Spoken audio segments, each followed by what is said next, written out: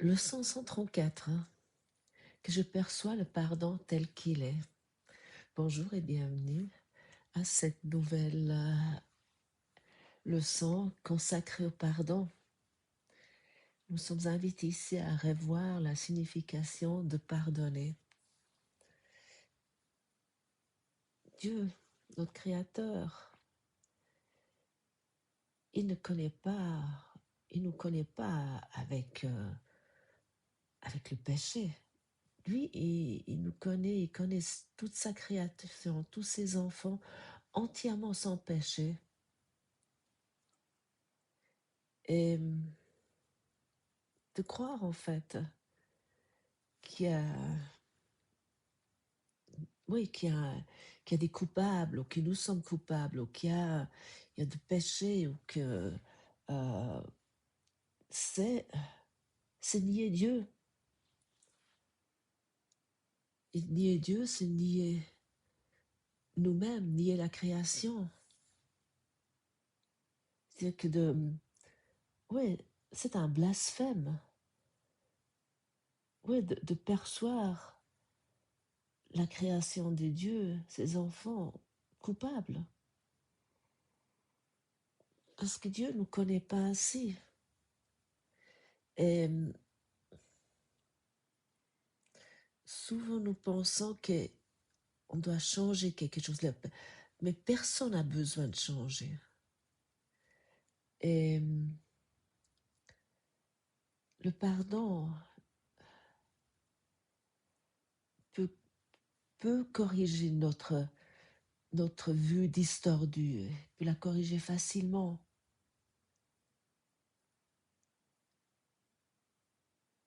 Et nous est dit aussi dans cette leçon, d'ailleurs, que je vous invite à lire attentivement si vous avez envie. Le pardon n'est pas demandé pour ce qui est vrai. Pour cette raison, Dieu, il ne connaît pas le pardon au fond, mais il sait que nous sommes ici dans un rêve et puis qu'il nous a envoyé un outil, on pourrait dire, pour pratiquer ce pardon. Et peut-être tu as déjà aussi constaté comment nous sommes captivés par nos habitudes. Et bien sûr, ça dépend de nous. Si je ne veux pas quitter mes habitudes, je suis libre. Qui peut aussi être une peur de nouveau ou considérée comme un échec. Et Jésus nous dit dans cette leçon, pardonne. Sommes-nous prêts aujourd'hui d'avoir tort, de nous avoir trompés simplement? C'est pas si terrible de dire, ouais, alors je me suis trompée, j'ai eu tort. Mais ça ne veut pas dire, je me suis trompée. Oui, ça peut déjà nouveau être, ah, je me suis trompée sur la personne. Oui, je me suis trompée sur la personne parce que tout cela n'est pas la vérité. Et autant que je crois ici, ce que je perçois, les choses qui, soi-disant, qui n'a pas déjà expérimenté cela aussi, c'est de croire, dans notre vie, nous avons tous expérimenté où nous pensons qu'il y a eu des personnes qui nous ont blessés ou contrariés à petit ou grand échelle. Et l'ego, il veut que nous les considérons comme coupables et méritent d'être punis. Ça peut être par que nous les ignorons ou nous gardons une rancœur dans notre esprit et finalement, nous justifions notre colère et et puis on peut peut-être même leur pardonner entre guillemets, mais peut-être tout en restant attaché à ce que la personne nous a fait. Mais ça, c'est pas le véritable pardon. Le pardon n'est pas demandé pour ce qui est vrai. Et, et ce qui est vrai, que nous sommes tels que Dieu nous a créés. Et là, en fait, on peut revenir aussi à la leçon d'hier, euh, que qu'hier nous avons pratiqué, je n'accorderai pas de valeur à ce qui n'a pas de valeur, c'est-à-dire que je n'accorderai pas de valeur à ce qui n'est pas réel, ce qui n'est pas de Dieu. Et autant que j'accorde la valeur, ou je me considère comme la victime, ou je me considère comme injustement traité, ou nul, ou ignoré, ou peu importe, je nie Dieu, je blasphème. Et,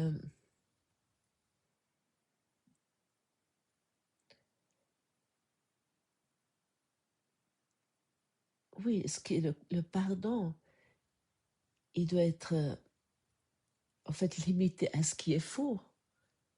Dans le ciel, dans notre véritable soi, nous n'avons pas besoin de pardon.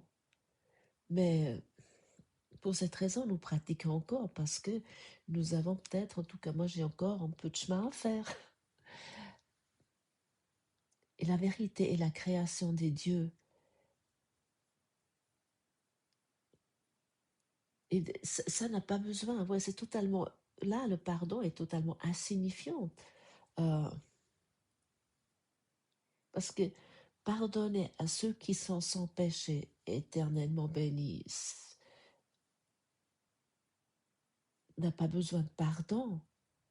Mais il y a justement en nous encore cette croyance qu'il y a autre chose, qu'il y a, qu'il y a ce monde auquel nous sommes attachés. Autant que je suis attachée à ma projection que, qui a pris la place de la création de Dieu, autant que ça nécessite le pardon.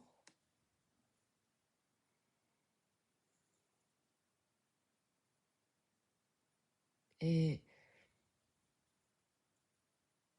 dans le paragraphe 3, nous est dit, ce que tu trouves le plus difficile dans le pardon authentique de ta part, c'est que tu crois encore devoir pardonner la vérité et non les illusions. Parce que nous faisons ici une confusion. Et autant que je crois que ici ce qui arrive est réel, autant que je m'attache à ça et je tiens ça pour réel et je tourne sur ce carrousel d'enfants euh, et j'exclame, oui, c'est la faute à lui et puis il m'a fait ça, autant que je suis dans l'illusion. Et c'est ça que je dois pardonner.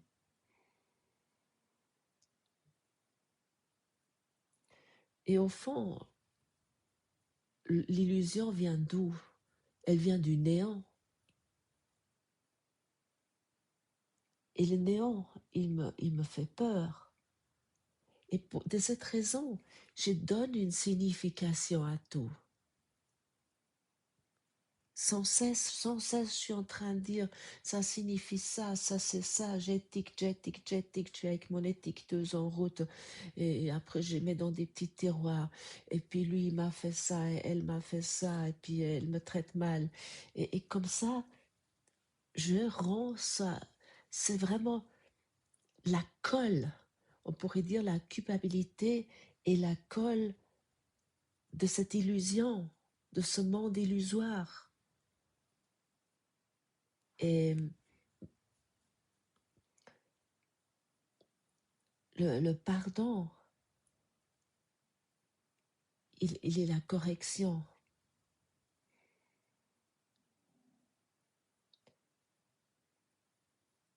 Et d'ailleurs, dans le paragraphe 3, nous est dit aussi qu'il est impossible de penser que le péché est vrai et ne pas croire que le pardon est un mensonge. Ça, je trouve que c'est une phrase forte. Autant que je crois que c'est vrai ici ce qui m'arrive, et puis je maintiens ça mordicus, Le pardon est un mensonge. Ça semble totalement... Oui, oui, à ce moment, c'est pas possible. Mais c'est nouveau ces attachements à nos habitudes égotiques. Mais et puis ainsi je fais quoi? Je renie Dieu, et je renie moi-même ainsi aussi. Parce que je ne suis pas de ce monde. Je suis dans ce monde. Et si nous voulons guérir, nous devons ramener les erreurs ces erreurs de soi-disant, ces péchés des autres dans notre esprit et d'être prêt à libérer tout le monde, y compris nous-mêmes, de cet esclavage de la culpabilité.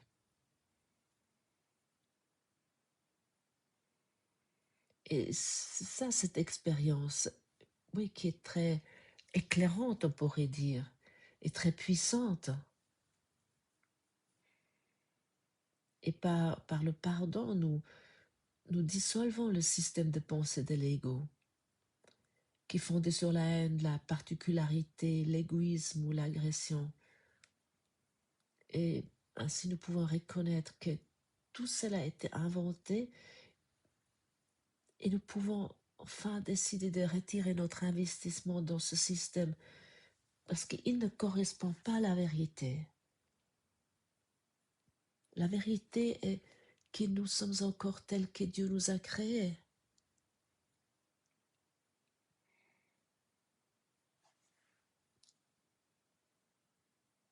Et du point de vue de l'ego, euh, le péché est impardonnable ou au mieux dissimulé, à nier ou à nommer un autre nom, car le pardon traître à la vérité.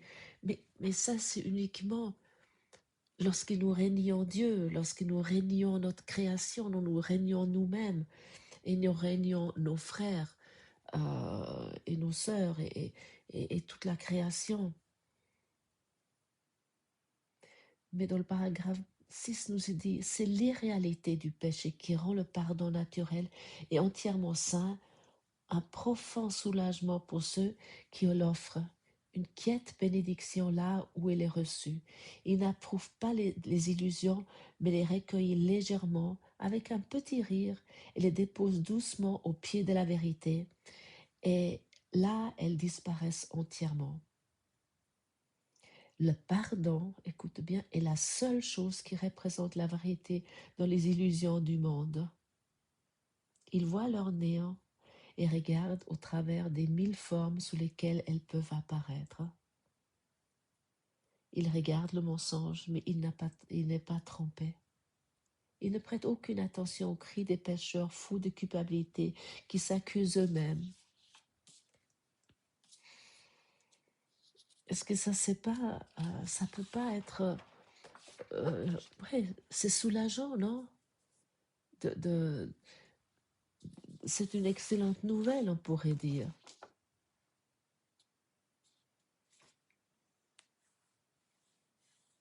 Et ouais, on pourrait aussi dire autrement, je ne vois pas le monde tel qu'il est, mais comme je l'interprète. Et ça, je fais sans cesse avec le non-pardon. Et ainsi, je nie Dieu.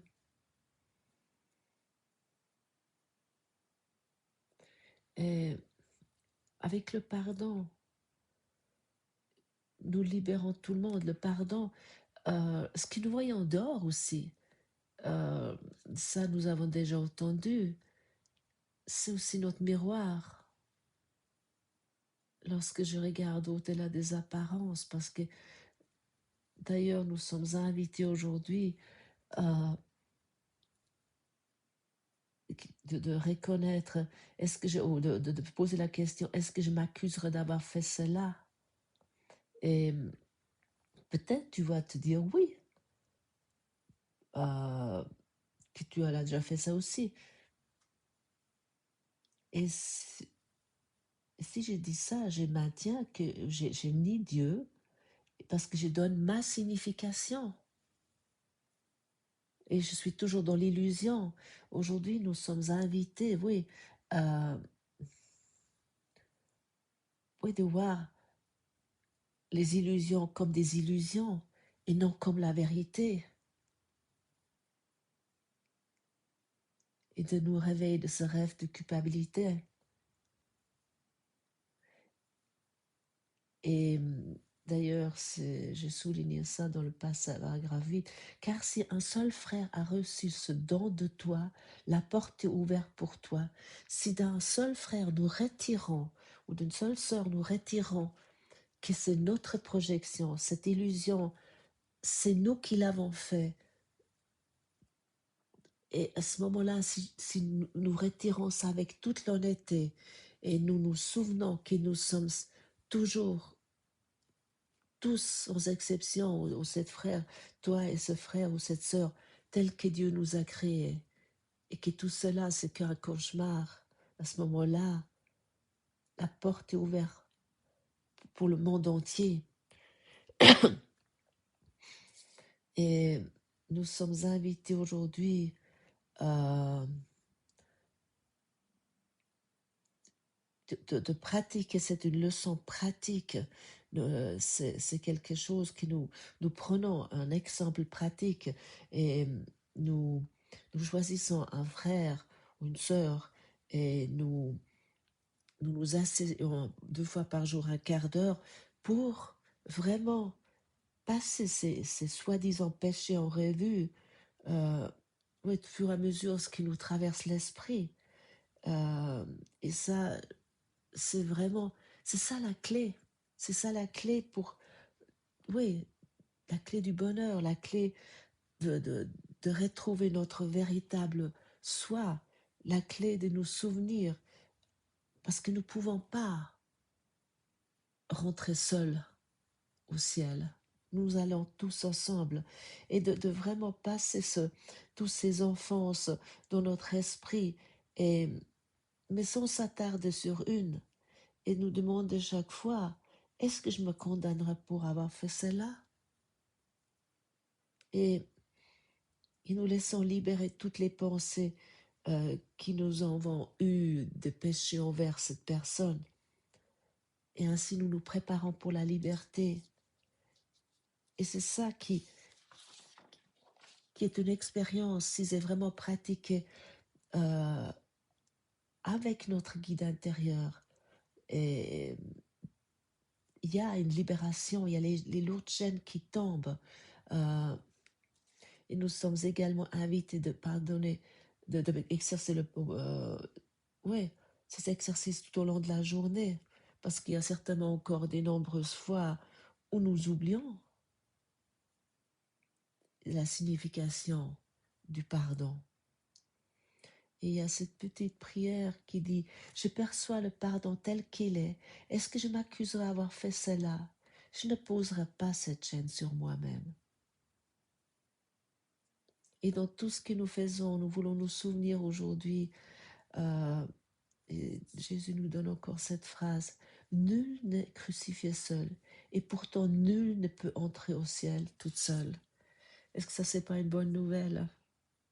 Alors, pratiquons aujourd'hui ensemble, et arrêtons de nier notre Créateur et de nous nier nous-mêmes. Merci d'avoir passé ce moment avec moi, et je vous retrouve demain peut-être.